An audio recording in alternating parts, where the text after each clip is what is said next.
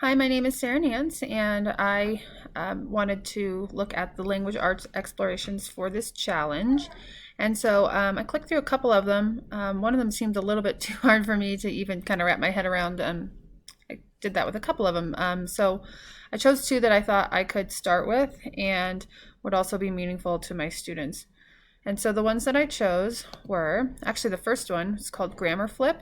And so I went there, and then here's the link after I went to it.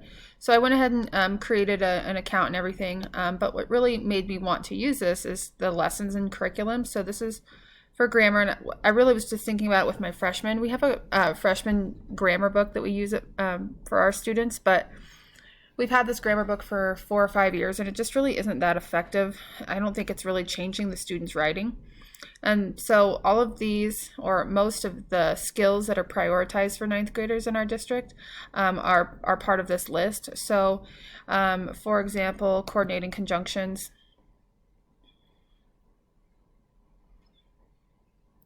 I like how it has an example of them, and then it has a video for it. And then, of course, there's extra lessons that like you can use once you log in and do all that stuff. So I thought that was really cool. And this is a big one that we hit in ninth grade. So I think this would be a really nice way to kind of maybe supplement what we do with the grammar book. I think students want to work on computers and they like when it's interactive like this. So sometimes the grammar book becomes kind of cumbersome, I guess, to them and not very meaningful because they can't really take it out of the book. And so, again, this is a good way to do it. There's a lot of grammar things out there for students, including Khan Academy.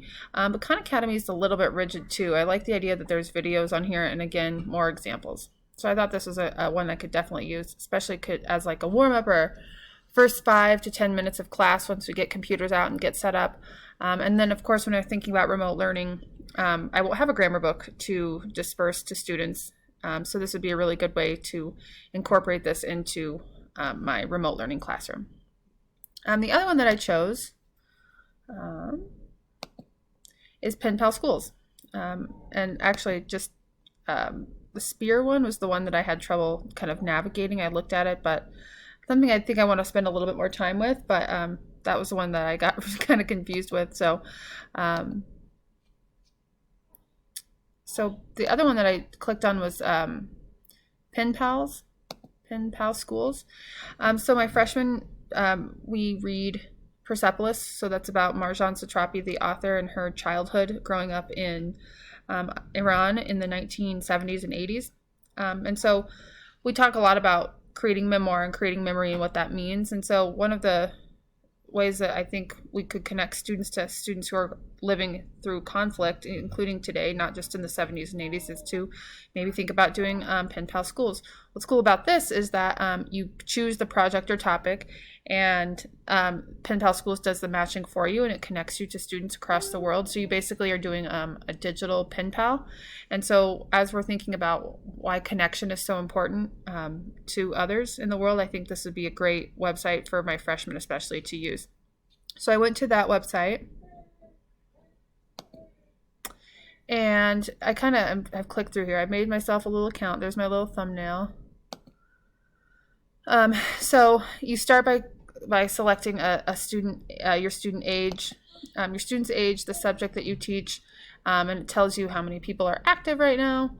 And so if I were thinking about Persepolis and growing up, she was in a war-torn country, still going to school, loves school, so maybe I would click schools around the world.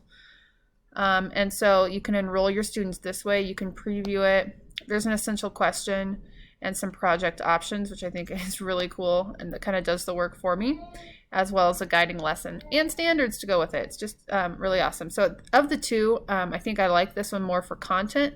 As far as grammar goes, it's important. It's part of our standards. It's part of prioritized standards for the district. So I'd definitely be using that one for more of that quick, easy, here's 5-10 minutes, we need to get going with grammar to supplement a lesson. But this could be part of a bigger unit, some bigger questions that we have. And the topics are really cool. I like COVID-19 connections, World Explorer. I mean, these really have a lot of connection to what we do in our just in our curriculum. When I think about AP students and their ability to evaluate sources and bias, I think this is a really good one too, as far as like fake news goes, and looking at facts and opinions and trying to be evaluative. So I could spend all day on this website. I think it's really cool, and I plan to spend some more time thinking about how it could help my students grow in their connections as we go through content. I did do this using Screencast-O-Matic. I had trouble with Screencastify, just even in Chrome. So hopefully this works. I'm more used to Screencast-O-Matic anyway. And thanks. This is really informative.